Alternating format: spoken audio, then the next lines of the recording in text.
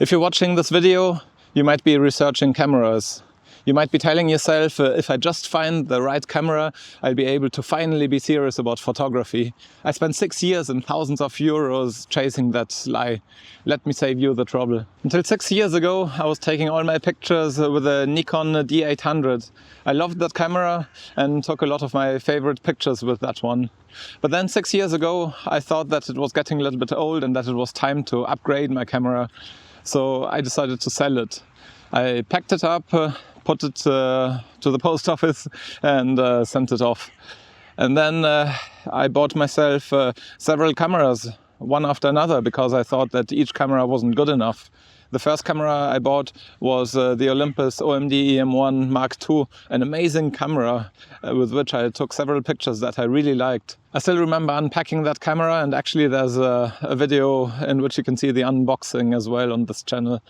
But not long after that, I suddenly thought that this camera wasn't good enough. So I sold it again, and then I bought a Sony A7 III.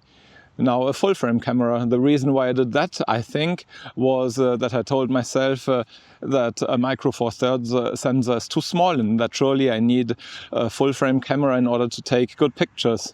Well, it turns out that after a while I wasn't happy with the A7 III anymore, so I sold that one and upgraded to a Sony A7 IV. I took really nice photos with the Sony A7 IV and it was really good for video as well. So that one, the Sony A7 IV, I regret almost as much selling that one compared to the Nikon D800. And it didn't stop there. Then I sold that one and I thought about camera gear all the time. Instead of going out and taking pictures, I was spending my weekends looking, at online postings, at reviews, at gear kind of websites, that kind of thing. And that prevented me from actually making more photos. But after a while I realized that there was nothing wrong with the cameras.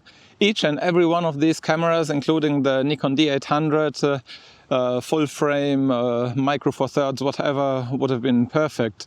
They would have been just good enough for taking nice pictures. But now what I think was really going on with all this buying and selling of camera gear wasn't that the cameras weren't good enough. They were all fine. I could have used any of them to take great pictures. What was really going on, I think, was that I regretted having sold my Nikon D800 and I was subconsciously punishing myself for having sold it.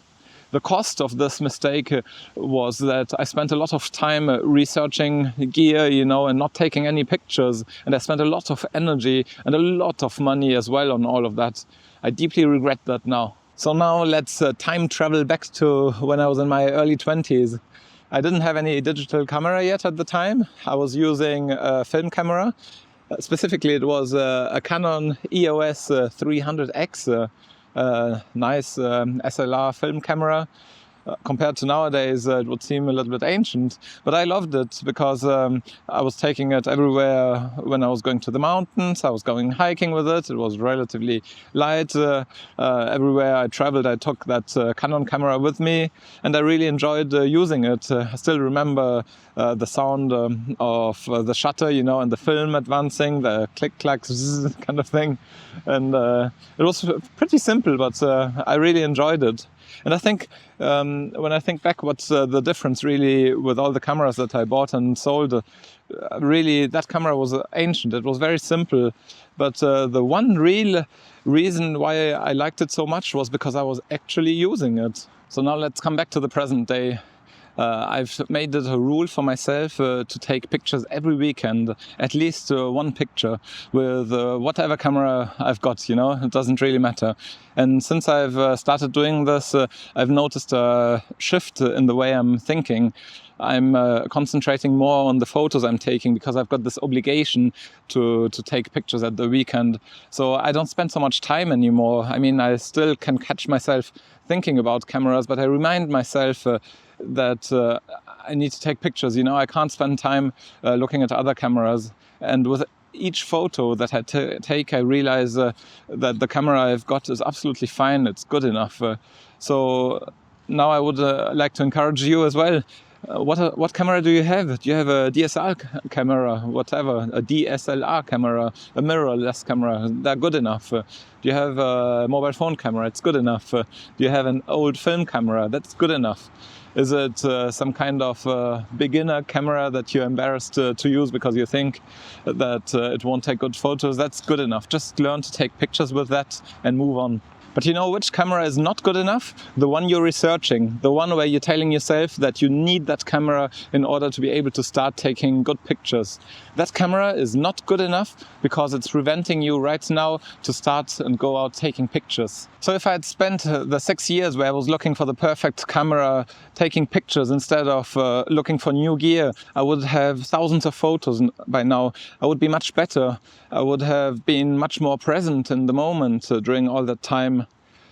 Instead, I have a bunch of regrets and I spent a lot of money. Don't do what I did. Don't spend years searching for permission in the form of a new camera. Picture yourself in 6 years' time. What would you rather have? Thousands of new photos that you took on an imperfect camera, or a bunch of regret and lots of money lost because you bought and sold lots of gear? The camera you currently own is enough. Now go out and use it.